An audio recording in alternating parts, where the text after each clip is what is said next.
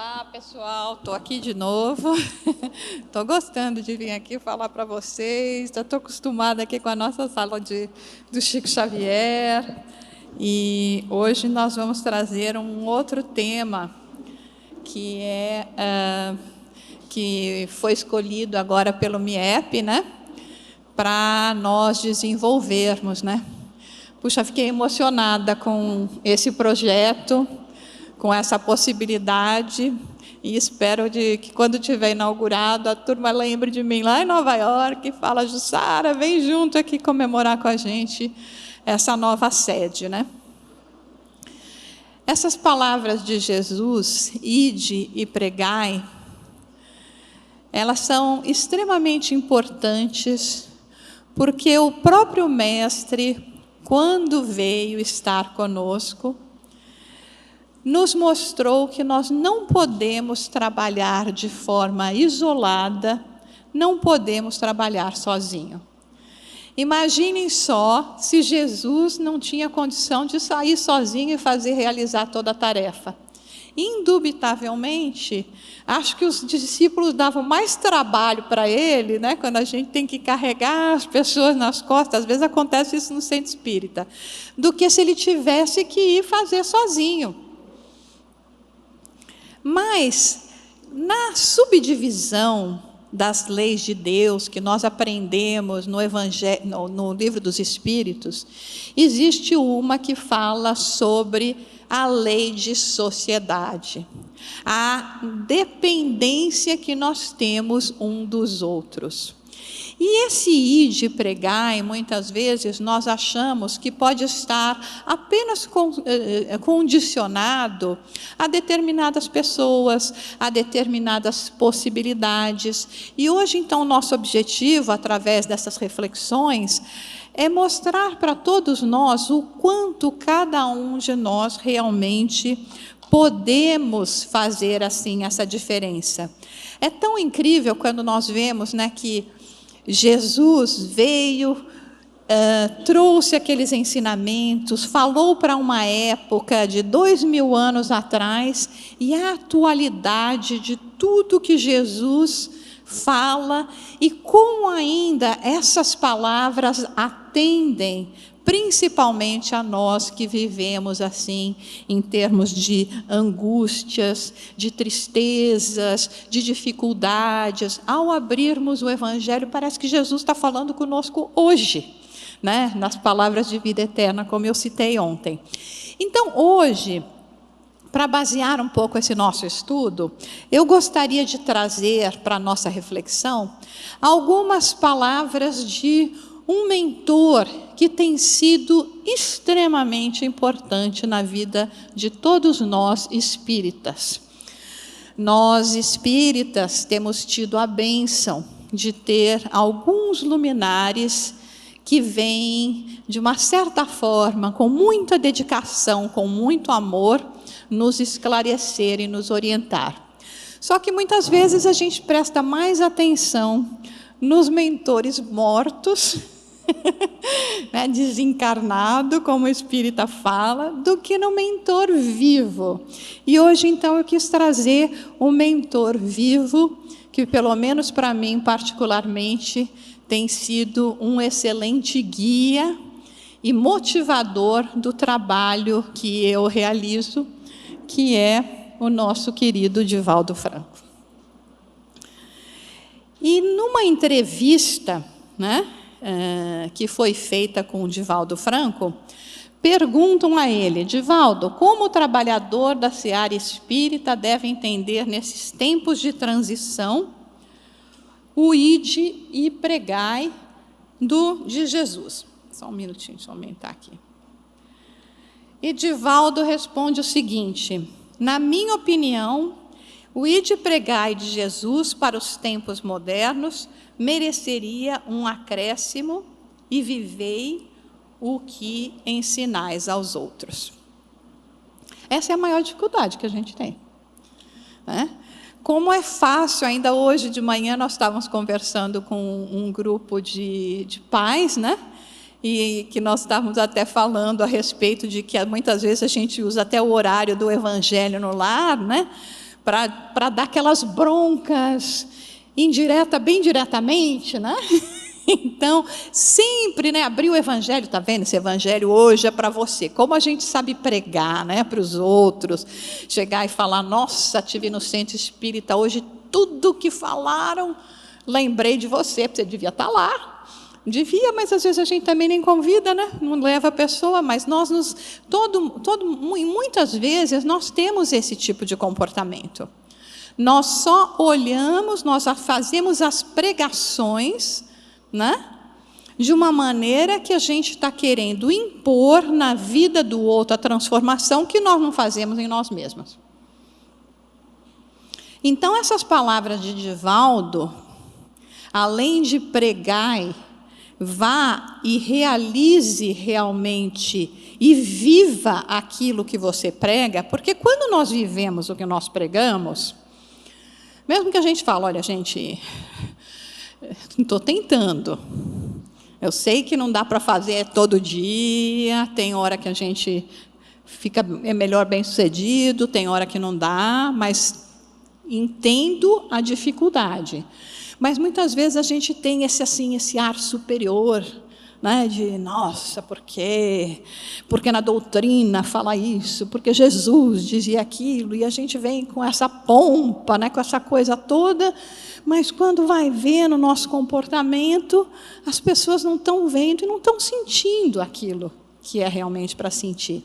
Nesse sentido, eu sempre gostei muito desse ensinamento, espera, vamos ver se vai mudar aqui, de Francisco de Assis, que fala, pregue o evangelho e, se necessário, use palavras. Né? Essa frase tem sido muito repetida no nosso movimento, mas ela deve ser bastante repetida, porque nós ainda já sabemos de cor, mas ainda a prática de realmente viver em nosso dia a dia o evangelho ainda está um pouco distante, ainda está um pouco difícil. Isso eles é chamado de o segredo messiânico. O que é o segredo messiânico, então? Vamos mostrar.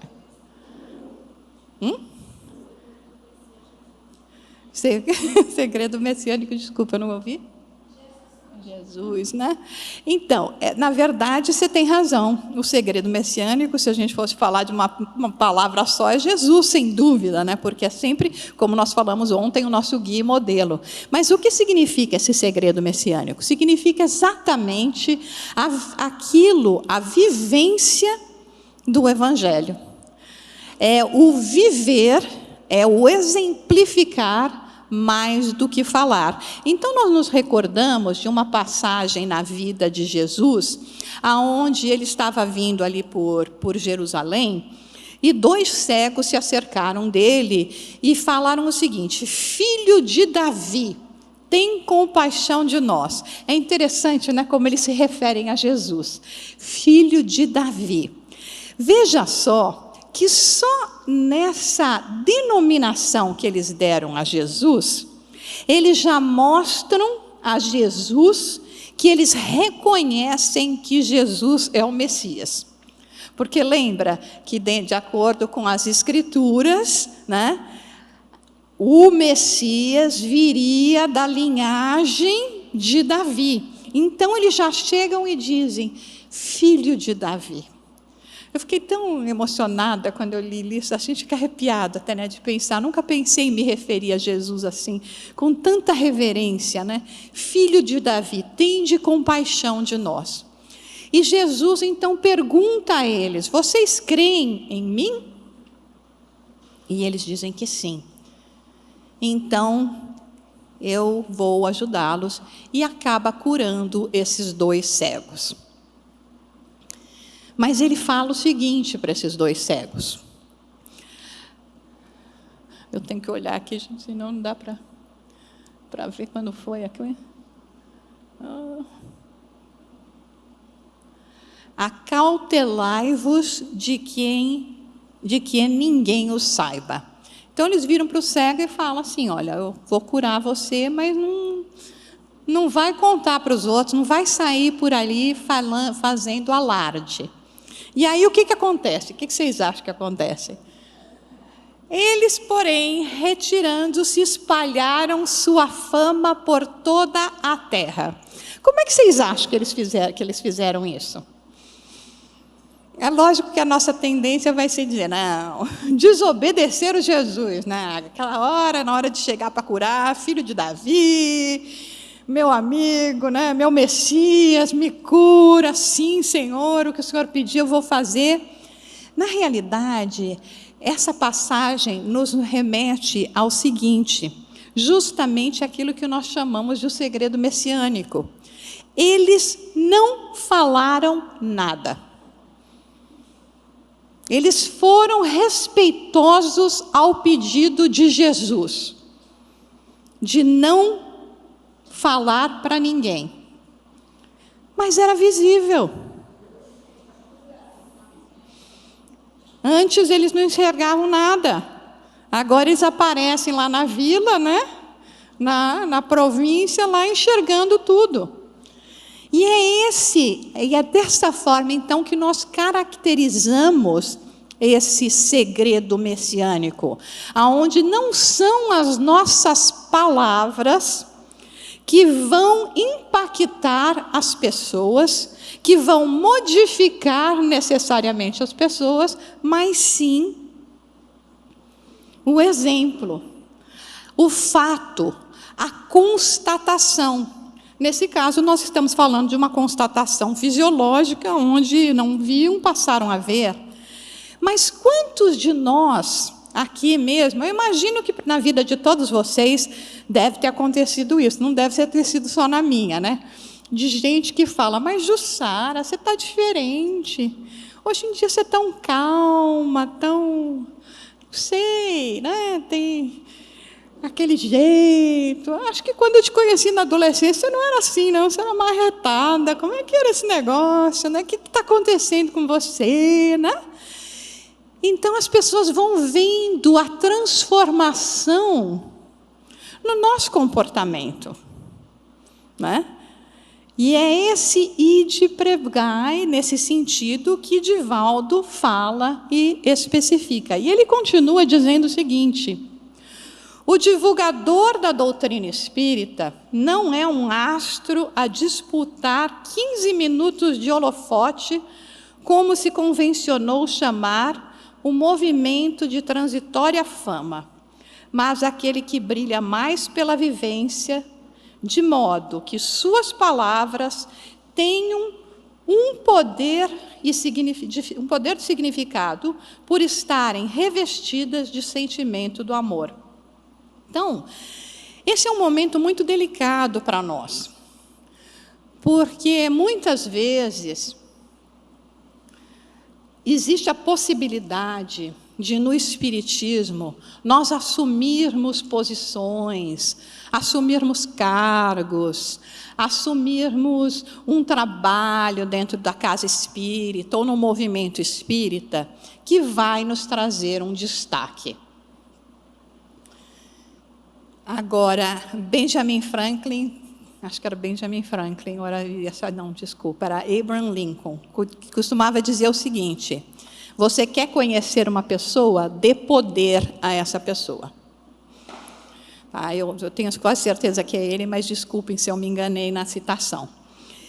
E hoje nós vemos um movimento onde existe a possibilidade desse destaque, e nós, como seres inferiores ainda que somos, podemos ficar assim com o nosso ego extremamente exaltado, né? Ou trabalhar assim de forma negativa a nossa vaidade, nos esquecendo, acima de tudo, que quando nós estamos falando de espiritismo, em um trabalho dentro do lar espírita, coordenando uma reunião, ou até numa tribuna, com 5 pessoas, com 5.000 pessoas, quem fala através de nós, quem fala por nós é Jesus.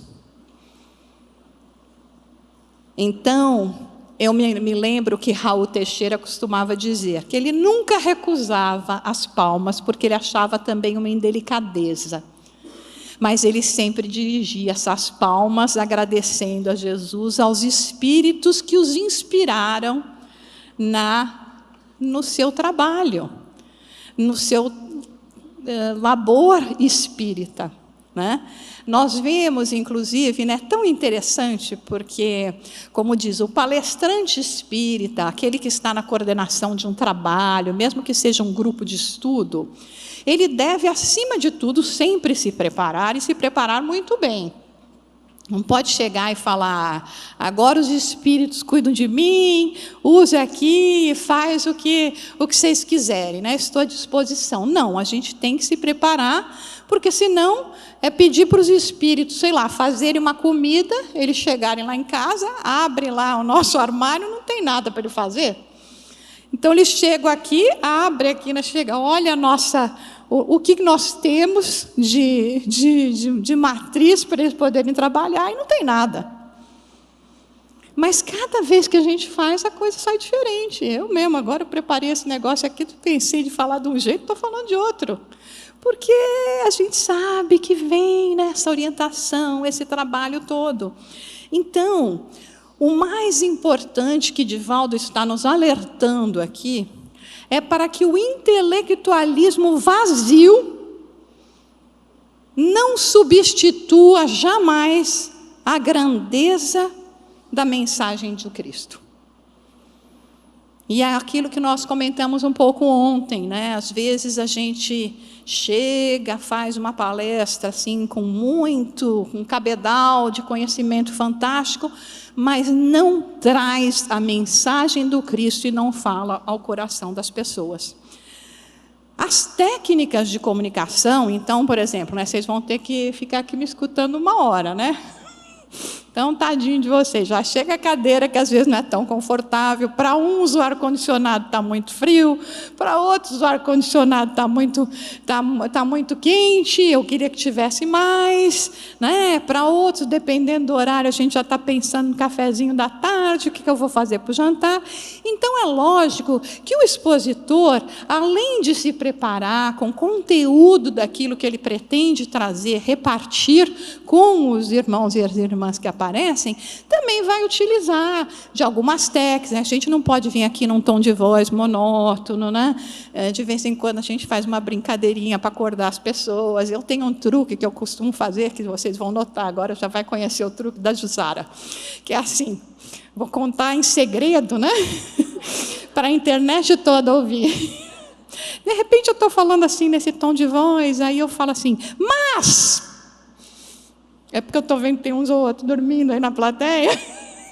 Aí a pessoa dá aquela chacoalhada lá, aquele mais foi para ela, tá? Então a gente usa isso realmente, devemos realmente ter esse tipo de coisa.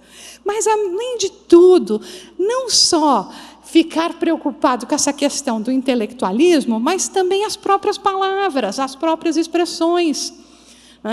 Então, às vezes as pessoas chegam para mim e falam, nossa, mas você fala de forma tão simples. Para mim é o maior elogio que eu posso receber, porque realmente a mensagem do Cristo é simples, difícil demais, difícil de a gente praticar, mas é simples, a mensagem é simples. E aí, continua dizendo Divaldo o seguinte, o mundo precisa de pessoas que se utilizem de microfones para pregar o Evangelho. Mas Jesus precisa muito mais de pessoas que deem testemunho de amor e fidelidade a Ele, que contagiem o mundo com a alegria de ser cristão. Gente, a primeira coisa de ser cristão é ter um sorriso nos lábios. Como é bom nós conhecermos Jesus, Como é bom nós sabermos que a essência das mensagens, do exemplo do Cristo, hoje nos chega de uma maneira tão simples, tão acessível, através da linguagem espírita. Então, antes de mais nada, quando nós estivermos sendo multiplicadores, nós temos que nos lembrar disso. Para quem eu estou falando? Porque, gente, na hora da dor, eu me lembro quando eu mudei para a Inglaterra, isso fazem 27 anos, meu marido foi a trabalho, achamos que fomos por causa da profissão dele, mas a gente foi mesmo, foi porque Deus mandou, né? Porque era lá que tinha que começar a fazer a semeadura, e eu estava até contando para uns amigos aqui, tinham 2 lugares no mundo que eu não tinha nem vontade de conhecer passeando, que era Londres e Nova York. Foram os 2 que eu morei. E o único que eu queria morar, que era a França, porque eu tenho uma alma francesa realmente, Deus nessa encarnação não me mandou. E meu marido fala, não só porque você não merece, mas quem sabe você não ia se perder de novo lá, né? Ok. Fomos para a Inglaterra e cheguei lá no centro espírita, né? O centro espírita todo em inglês. Aí falei, Jesus do céu, como é que nós vamos fazer isso? Porque é aquela coisa, naquela época, 27 anos atrás, eu até tinha lá um inglesinho, né? Para inglês ver. Mas como é que a gente vai falar de doutrina? E tenta fechar a boca da Jussara para você ver se consegue, né? Sai qualquer idioma, de qualquer jeito, mas vamos lá. E fomos para o centro espírita em inglês. E a precursora do espiritismo em inglês, na Inglaterra, é uma inglesa que viveu aqui no Brasil, conheceu Chico Xavier, e Chico Xavier pediu a ela para que implementasse um núcleo na Inglaterra, em Londres. Essa pessoa se chama Janet Duncan, que hoje está com 92 anos, a primeira tradutora do Evangelho segundo o Espiritismo. E eu fui parar lá, bater na porta da casa dela. Gente, 27 anos atrás, era a época que a gente não conseguia achar nada de internet, né?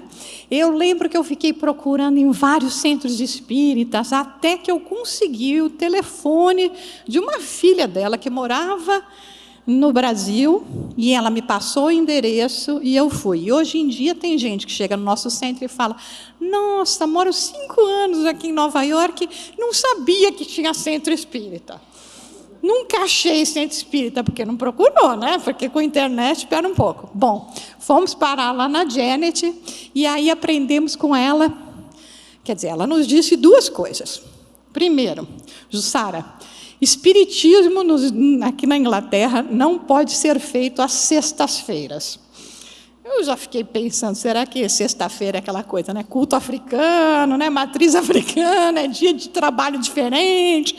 Ela, não, é dia do pessoal ir para o bar mesmo, né? Porque tem os pubs ingleses, e lá tem essa cultura de que na sexta-feira eles vão, inclusive, a um programa de família. Então, você fazer reunião de centro espírita de sexta-feira não vai dar certo. Ok, não precisamos fazer sexta-feira. Até hoje não tem na Inglaterra reunião de sexta-feira, e você sabe que no fim, nos Estados Unidos, a gente acabou seguindo o mesmo modelo, deixa a sexta-feira de folga. E ela disse assim, você vai ver que o inglês é diferente. E eu sei que eu morei lá quase 3 anos procurando um inglês diferente que eu nunca achei. Porque, na realidade, nós podemos ser diferentes nas nossas características fisiológicas, falar um idioma diferente, comer comida diferente, é óbvio que a nossa é muito mais gostosa que a de lá, né? Além de ser mais diversificada. Mas quando você chega nas pessoas, e essas pessoas chegam ao centro espírita, os anseios, as dificuldades são as mesmas. Ser humano é ser humano em qualquer lugar do mundo. E nós queremos em qualquer lugar do mundo a mesma coisa. Então, esse nosso ide e pregai, não importa em que lado do continente nós nos encontremos. E eu só vou realmente fazer a diferença na vida dessa outra pessoa se eu trouxer dentro de mim a vivência, ou pelo menos a tentativa de viver aquilo que eu estou compartilhando com as outras pessoas.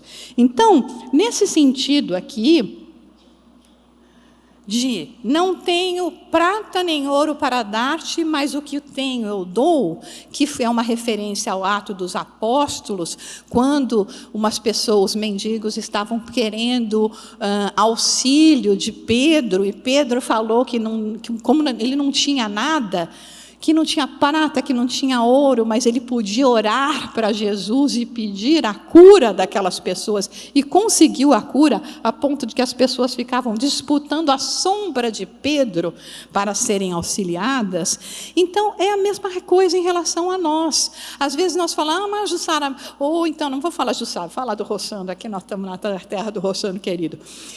O Sandro faz uma palestra tão linda, ele chega, ele encanta a multidão, que é verdade, né? Eu não falo que nem ele, então não posso fazer nada. Não. Cada um de nós tem o nosso papel. Cada um de nós tem a oportunidade de um pequeno núcleo que seja, estarmos dando a nossa contribuição. Então, às vezes eu acho que a gente faz isso por comodismo. Tipo aquilo que nós estávamos falando aqui na nossa conversa, para quem estava vendo aqui, da reencarnação. Quem sabe na outra reencarnação eu venho com o dom da palavra, né? Eu, na verdade, eu sempre gostei de um palcozinho, para dizer a verdade. Não posso falar nada. Minha primeira apresentação pública foi com 6 anos de idade. Adorei o microfone, adorei esse pedacinho aqui, me senti em casa, né? Acho que já usei ele muito de forma errada, agora não, agora a gente tem que se acostumar com ele, tá bom, né? No Espiritismo também, graças a Deus, tive a oportunidade de começar muito cedo a fazer esse trabalho todo, né? Mas tem gente que fala, não, pelo amor de Deus. Meu marido mesmo, que daqui a pouco deve estar me assistindo em casa, vamos ver se eu não levo bronca depois. Quando eu finalmente consegui fazer com que ele se encantasse pelo Espiritismo, pela razão, né? Assim, aquela coisa de fragilidade feminina, morando então na Inglaterra, o centro espírita, que não tinha, obviamente, que nem aqui, que a gente tem um quase em cada esquina, levava mais ou menos 1 hora, 1h30 para eu chegar. E era num bairro difícil, né? Tinha que andar lá naquele bairro uns 10, 15 minutos a pé, depois de pegar um trem de 1 hora, e na hora que eu voltava já era mais de 10 horas da noite. Aí a gente chega assim, todo frágil, né? Batendo os olhinhos, estou com medo de ir sozinha. Ele não tinha outras distrações também, porque os amigos tinham ficado no Brasil. Tá bom, vou te acompanhar, e nós vamos então, e eu cuido de você. Coisa boa, né? Marido excelente que eu tenho, gente. Eu sempre dedico todo o trabalho que eu faço, eu falo que a gente divide, metade para ele, metade para mim, porque não fosse ele, eu não podia fazer o que eu estou fazendo aqui. E aí, ele começou a participar, e começou aquilo no processo que acontece com muitos de nós. Se nós dermos a oportunidade de conhecer o Espiritismo, a gente se encanta, realmente, com essas verdades. Mas aí ele chegou para mim e falou, mas não vem não, hein? Eu nunca vou falar em público. Esse negócio não é comigo. Hoje, a gente tem que ter reuniões de estudo em dias diferentes, porque senão a gente fica se disputando quem que vai querer falar mais, né? E ele faz palestras, tal. Então, gente, porque assim, né? Quando você vem falar de Jesus, por que a gente vai ter vergonha? Por que eu vou ter censura se, de repente, meu vocabulário não é tão rico? Se eu vou fazer erro gramatical? Vou fazer alguma citação que, de repente, que nem eu fiz agora, não sabia direito nem de quem era? Eu estou falando em nome do Cristo. Estou falando para poder, da mesma forma que meu coração pulsa quando falo do Espiritismo, fazer o coração de vocês pulsar também. Então, é aquela coisa, né? As línguas de fogo estarão sobre as suas cabeças. Então, não tem um de nós aqui nessa plateia, quem está ouvindo em casa, que não tenha condição de ser um multiplicador da felicidade eterna, né? E Divaldo continua falando: se alguém nos pedir um socorro, e mesmo que tenhamos prata e ouro para dar, será que teremos também o que Jesus nos doa para tranquilizar a alma aflita e atormentada do nosso solicitante? A palavra que anunciamos é trombeta que vai ressoar em lugares onde nem sequer imaginamos. Aquilo que dizemos torna-nos escravos do seu conteúdo. Eu me lembro a primeira vez que eu fui ao centro espírita. Meu avô era espírita já, mas ele morreu muito cedo. Minha mãe ficou um tempo sem ir ao centro espírita. E só quando eu estava com 11 anos que ela, obviamente, pelas dificuldades da vida, resolveu voltar ao centro espírita e me levar. E eu sempre gostei muito de religião, estudava em colégio de freira, passava meu sábado e domingo como freira, lá com as freiras, queria ser freira, mais uma das coisas que eu queria ter sido na vida. E eu já conhecia bastante, gostava de estudar sobre Jesus, tinha feito catecismo muito cedo, tal. E sempre, né, colégio de freira, a gente tinha missa toda hora, tal, escutava. E tinha uma coisa que era muito difícil de eu entender, que era o tal de, né, se alguém te bater numa face, dá a outra. Numa criança de 11 anos de idade que não gosta de apanhar, né, apesar de que era a metodologia da época, né, muitos pais recorriam a essa metodologia. E eu, na primeira palestra que eu fui ao centro, com 11 anos, o palestrante falou sobre esse tema. Eu não vou dizer para vocês quanto tempo faz, mas faz tempo. Eu estava com 11 anos. Eu nunca esqueci. Aquele homem falando ali na frente, ele assim descortinou para mim um entendimento que eu nunca imaginei que eu pudesse ter, quando ele me explicou o que era oferecer a outra face, que nós, como espíritas, sabemos que não é dar o outro lado para bater, né, para apanhar, né, para ficar vermelhinho, os dois lados igualzinho. Não, mas era oferecer a face, né, do amor, de não retribuir o ódio com ódio.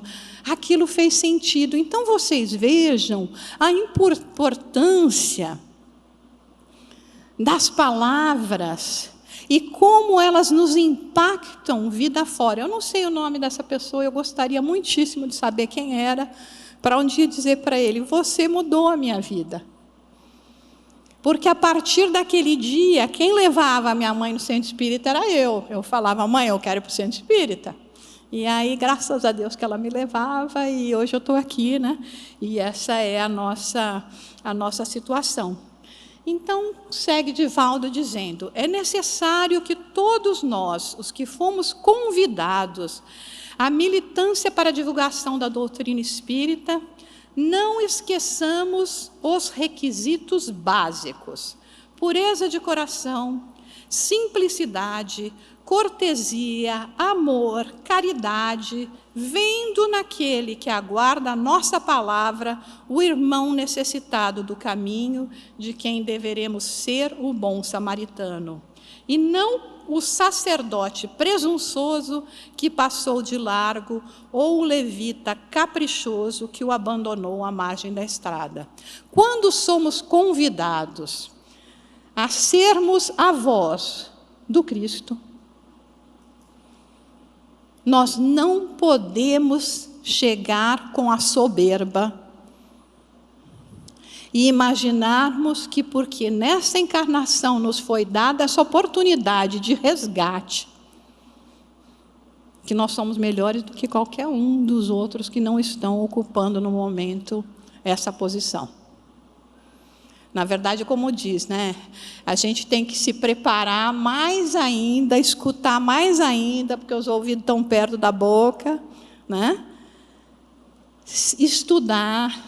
E eu lembro que, nesse sentido, né, gente, Deus, às vezes, eu conversava com ele, né, assim, de uma certa forma, meio desafiadora, de adolescente desafiador, né? Tipo, ok, me mandou para a Inglaterra, eu tive que aprender o espiritismo tudo de novo em inglês. Né? Como é que você vai ser ide e pregai, né? Tinha que ser mesmo pelo exemplo, né? Porque pela palavra estava difícil. Então, vamos lá, aprender toda a terminologia. Ok. Saí da Inglaterra, fui para Nova York, mas aí ficamos um tempo lá, meu marido foi transferido para Miami. E aí cheguei em Miami, qual é o idioma oficial de Miami? O espanhol. Fui para um centro espírita, foi até uma história interessante, porque eu fui para um centro espírita que me deixou lá num canto, e eu lá me senti pela primeira vez na vida uma espírita desempregada. Vocês já se sentiram espírita desempregado? E eu lembro que eu cheguei um dia em casa chorando, meu marido estava viajando, e eu peguei no telefone, ele, o que aconteceu? Eu soluçando, eu sou uma espírita desempregada. E ele falou, vai amanhã mesmo para o outro centro espírita, que se chamava Bezerra de Menezes, e chega lá e já tinham falado para você que iam te ocupar, né? Porque eu gosto de mãos à obra, né, gente? Seja o que for, mas me bota para fazer alguma coisa. Aí cheguei lá, conversei com o diretor, fundador da casa, seu Benjamin Rodrigues, dona Aide. Ele falou, Jussara, você quer trabalhar? Eu falei, quero. Ele falou, então, sabe o quê? Está vendo ali aquela mesinha? Estava aqui a mesinha, né? Hoje nós vamos ter o estudo do ESD. Já tem os 2 amigos que fazem a coordenação do grupo. Senta lá com eles e dá o curso com eles. Bom, eu estava com um sorriso, assim, daqueles que dá lacinho aqui, né? Falei, estou empregada de novo, né? Sentei na mesa, começamos a reunião. Todo mundo falando espanhol. Ixi, Maria, eu falei, e agora, o que eu vou fazer aqui? Não sei, o santo baixou, falei também. Acabou a reunião, a turma vinha para mim e falava, Sara, você é de Cuba? Porque o seu sotaque é meio cubano. E eu, eu nem sabia que parece que Cuba também tem bastante loiro, então, pelo tipo físico, o sotaque, eles acharam que eu era cubana. Aí toca, aprendeu o espiritismo, tudo em espanhol de novo, porque eu queria falar, não dava para deixar essa boca fechada, então só tem uma alternativa, né? Então, a gente faz o esforço, né? Mas sempre para oferecer a possibilidade de Jesus falar através de nós. É nessa língua que vai ser, é nessa língua que nós vamos falar. Hoje, nós estávamos lembrando, até no nosso momento de conversa sobre a reencarnação, sobre o livro Os Mensageiros, né? Que fala, que está repleto de casos de espírita fracassado, né? De espírita que veio com tarefa na reencarnação e que falharam, né? Nós temos também os tormentos da obsessão, que fala lá do hospital. Gente, aquilo lá é pior do que assistir filme de horror, fala sério, né? Você lê aquele livro, você fala, Deus me livre e guarde, né? Deixa eu tomar o prumo aqui, porque a coisa não vai estar boa. E o que nos fala essa situação? Que nós estamos falhando não é por falta de conhecimento ou de suporte doutrinário, porque estão muitos que estão chegando e falando e dando esse alerta para a gente. Mas porque a nossa fragilidade, as nossas fraquezas emocionais tomam conta de nós e não nos levam à necessária transformação ou dedicação. Dá trabalho? Claro que dá trabalho. Tem alguma coisa que não dá trabalho? Depois de milênios persistindo na ignorância, no erro, agora não é fácil. Agora nós temos que empreender o esforço de realizarmos essa transformação. E quem diz que isso é fácil? Mesmo no centro espírita, eu costumo falar o seguinte, às vezes eu tenho uma visão, vocês já viram que eu sou meio... Eu sou uma pessoa alegre, graças a Deus, o espiritismo faz a gente ficar alegre, né? Que eu falo assim, né? Que a vida no centro espírita também, nós não vamos dizer que é um mar de rosas, né? Para quem está lá na labuta, a gente sabe que tem assim as nossas dificuldades. E aí eu falo assim, né, quando você pega ali, né, os dirigentes do centro, os coordenadores de estudo, eu costumo dizer que eles eram tudo chefe do bando. Né? Tipo assim, nós estávamos naquela encarnação, que já gostava, né, de cargo de chefia, de estar aqui na frente falando no microfone, mandando todo mundo, ensinando a turma a roubar, a matar, etc. Né? Aí despertamos, cansamos da dor. Aí chega lá no plano de reencarnação, coisa está feia. O que podemos fazer? Olha, tem um trabalhinho para você. Você pode ir lá. Então, tem um grupo que nós estamos idealizando, nascer aqui na cidade de Campina Grande. Vamos achar uns pais bem legalzinhos para você lá. Vai reencarnar lá e vai seguir depois com essa tarefa de coordenar estudos, grupos, o centro, etc. Mas só tem um probleminha. Aí a gente já fica meio, né, desconfiado. É que sabe aquela turma toda que você coordenava lá naquelas tarefas não tão nobres, agora eles vão reencarnar com você. E vai tudo lá para o centro espírita, trabalhar com você. E aí você vai ter que guiá-los e ensiná-los agora a tomar uma nova direção. Só que a gente chega já, ok, comprometido, sei que sou isso que eu tenho que fazer. Mas os outros, né, que estavam lá no bando, não estão ainda, né, na mesma página que a gente. E aí a gente tem esse tipo de convivência que chega ao ponto de que, há pouco tempo, Divaldo falou para a gente, espíritas, odiai-vos fraternalmente.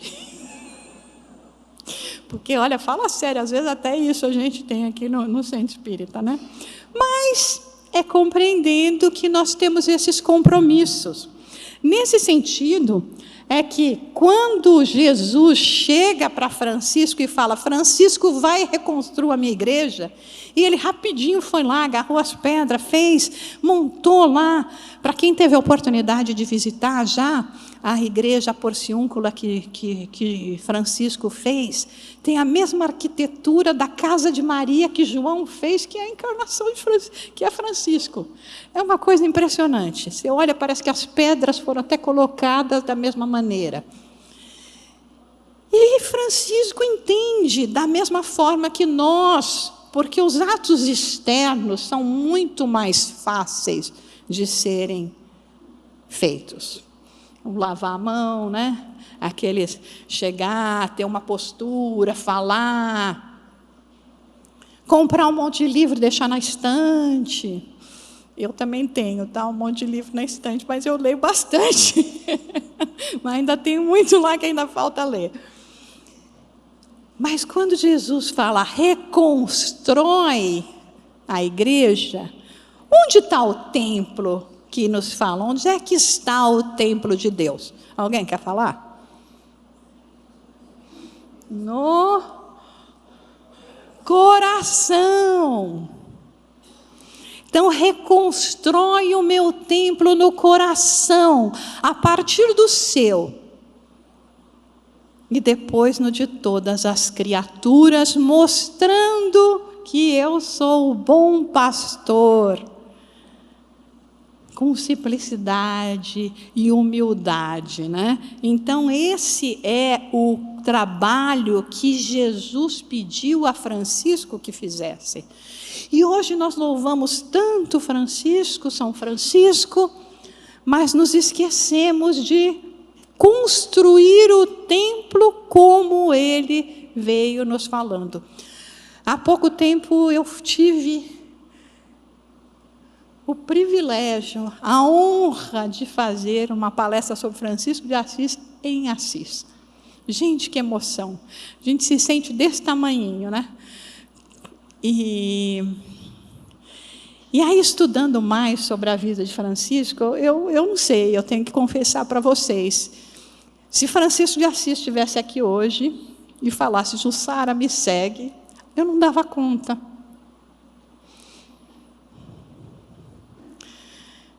Porque Francisco, já no 13º século, né, já era tão mais evoluído espiritualmente, né? Então, que nem diz, né? Voto de pobreza total. Celibatário total. Jejuns, comer carne, isso até que eu não como, mas aí é fácil. Gente, seguir Francisco hoje, dentro da austereza, da não necessidade fisiológica já que ele tinha, é uma coisa muito difícil.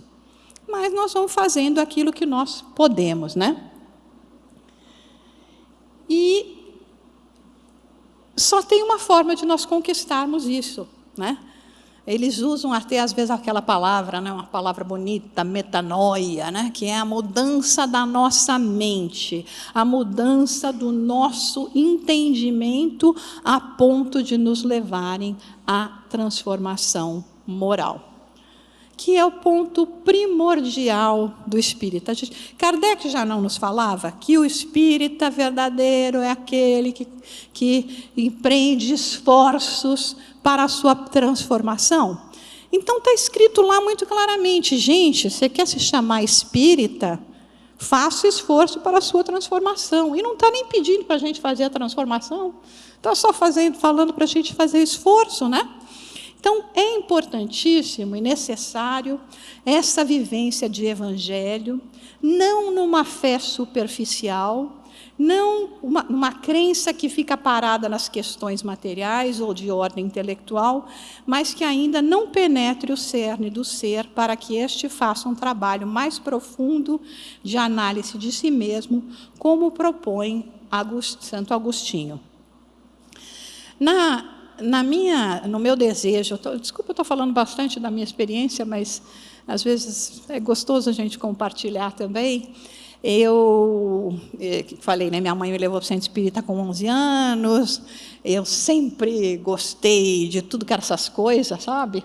Aprendi a ler tarô, alemão, escrevi tratados sobre leitura de cartas, era uma Madame Juju completa, tá? Completa, só faltava me vestir a caráter, né? Com 13 anos eu ficava no quarto escrevendo tratados e quis escrever um livro que se chamava Deus, Universo e o Tempo. Fala sério, né? Nada como ser adolescente ignorante, né? Um dia eu lembro que eu fiquei a tarde inteira lá, escrevi, aí li, falei, eu tenho que dar uma introdução razoável, eu nunca consegui passar daquilo. Mas aí eu estudei muito teosofia, Rosa Cruz, tudo que tinha, astrologia, e ao mesmo tempo sempre me dediquei ao espiritismo. E aí chegou num ponto em que, analisando essas outras correntes espiritualistas, eu falei, não vai dar para eu me especializar em todas, eu vou ter que escolher uma. Sabe por que eu escolhi o espiritismo? Para mim. Porque eu falava, o espiritismo me leva para um caminho que eu ainda não tenho, que é saber amar a Deus sobre todas as coisas e ao próximo como a si mesmo. Foi por isso que eu escolhi o espiritismo. Porque essas outras doutrinas, elas traziam, assim, teorias fantásticas. Por exemplo, na teosofia fala que o planeta Marte não é parte do nosso sistema solar, que é um planeta que é de um outro, está no nosso sistema, mas é um outro sistema. Que Cristo não é o Cristo, que existe o Cristo crístico. Aí eu comecei a me questionar e pensando, o que isso vai me fazer ser melhor? Saber se Marte é ou não é do sistema solar, saber se tem gente mais evoluída que o Cristo, nada vai me fazer perder a visão da grandiosidade do Cristo e entender que se eu ainda não sei fazer aos outros o que eu gostaria que eles fizessem para mim, o que adianta? Então, é nesse sentido que essa proposta de Santo Agostinho, de nós nos analisarmos, de nós olharmos os nossos comportamentos, nos auxilia nesse sentido, né? O querido espírito, né, hoje, Honório Abreu, ele falava o seguinte, que é mais importante nós vigiarmos as nossas reações do que as nossas ações. Por quê? Porque quando eu vou fazer uma ação, normalmente a gente tem tempo de pensar, fazer uma estratégia do que nós vamos estar fazendo, como é que nós vamos estar conduzindo esse nosso comportamento. Mas quando se trata de uma reação, alguém pisou no teu pé, a gente já vai logo, né, xingando, ou empurrando, ou reclamando. Isso é uma reação. São os momentos em que nós mostramos quem nós somos. É por isso que, na exemplificação do Evangelho, no ir de pregar, mas viver acima de tudo, só existe uma maneira de nós fazermos isso, que é através de muita vigilância, para que a nossa exemplificação esteja de acordo com aquilo que de nossa boca está saindo. Do que está cheio o nosso coração, né?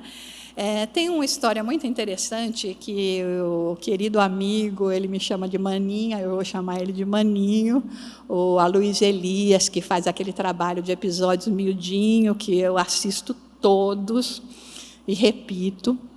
Ele conta num desses episódios que Júlio César, olha só que grande alma, que pena que ele bobeou na época de Kardec, né, como Napoleão. Quando ele entrava em Roma e passava ali pelo Arco do Triunfo, chegava, obviamente, vitorioso das batalhas, e o povo lá gritando, Ave César, e aquele louvor todo, que ele tinha um escravo contratado. Não sei o que significa esse escravo contratado, né, gente? Mas era um escravo ali do lado dele, que quando o povo já começava com essa Ave César, ele já dava uma olhada para o escravo, como quem diz, agora é o momento que você entra. Que o escravo chegava para ele e falava o seguinte, és velho, calvo e barrigudo. Que era para baixar a bola dele. Olha só que coisa fantástica, gente. Quando a gente de vez em quando tem que olhar no espelho mesmo e falar, olha, lembra que você não é nem o mais, nem o único. Sempre vai ter alguém que sabe mais, e aí se tem alguém que já sabe mais, você já não vai ser mais o único. Nós temos a nossa contribuição a dar, devemos dar essa contribuição, mas temos que lembrar disso, né? E agora, para finalizar, vamos ver as palavras aqui do Espírito Erasto. Se entrar, vamos ver.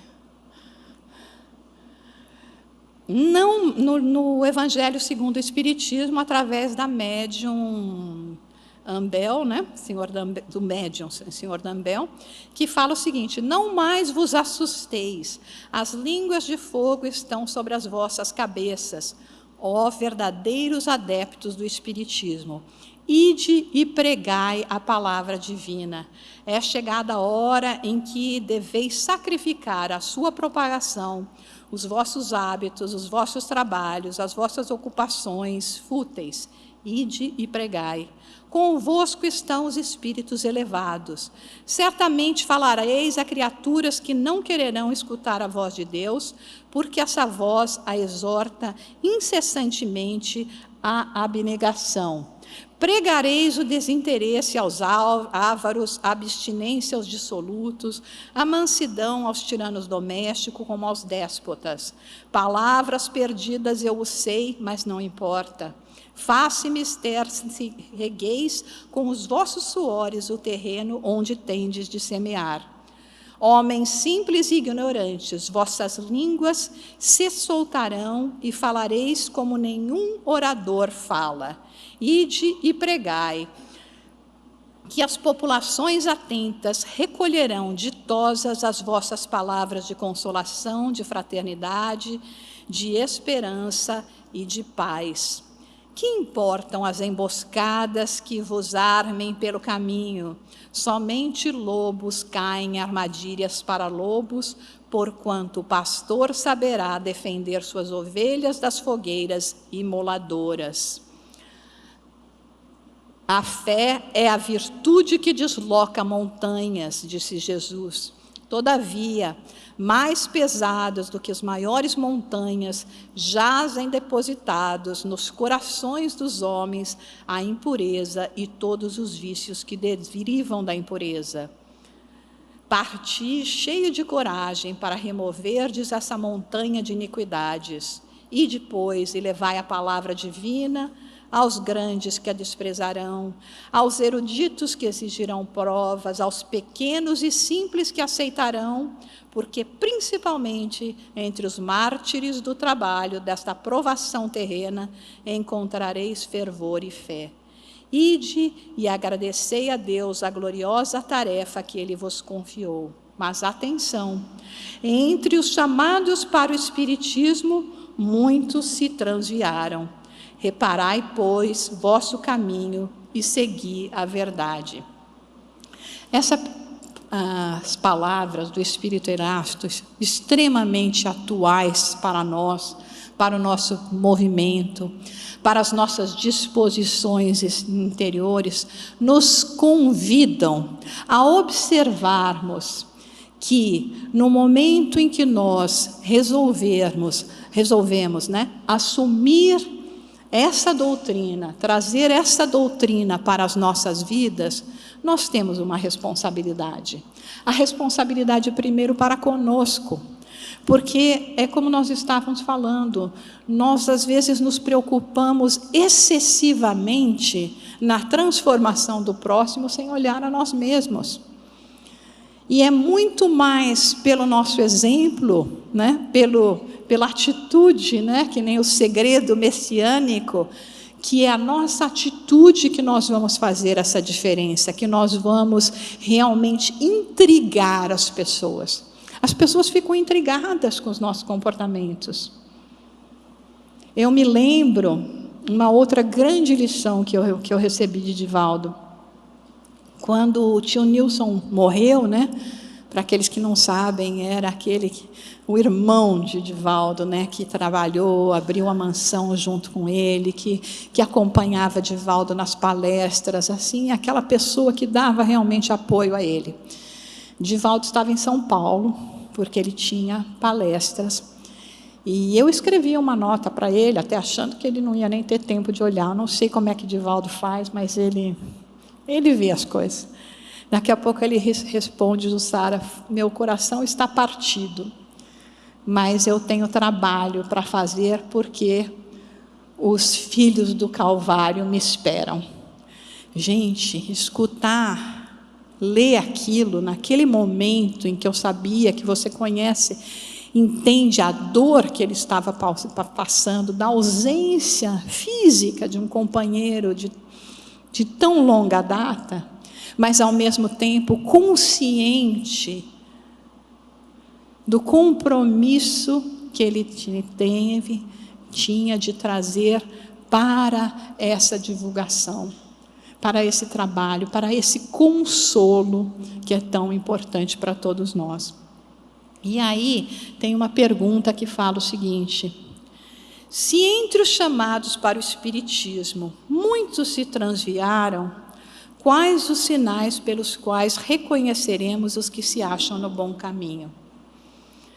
Reconhecê-los-eis pelos princípios da verdadeira caridade que eles ensinarão e praticarão, pelo número de aflitos que levem consolo, pelo seu amor ao próximo, pela sua abnegação, pelo seu desinteresse pessoal, pelo triunfo de seus princípios, porque Deus quer o triunfo de sua lei. Os que seguem sua lei, esses são os escolhidos, e Ele lhes dará a vitória. mas Deus destruirá aqueles que falseiam o espírito dessas leis e fazem dela degrau para contentar sua vaidade e sua missão. E nos lembrando das palavras de Bezerra de Menezes, que nós citamos ontem em nosso estudo, Bezerra de Menezes nos fala que da mesma forma que nós temos necessidade de Jesus, Ele necessite que a nossa voz o leve àqueles que são ocos à verdade, paralíticos à ação do bem. Não mais amanhã, hoje, agora é o momento de ajudarmos. Então esse é o convite que Jesus nos faz. Francisco, e quando a gente fala Francisco aqui, ouça o seu nome. Construa a minha igreja.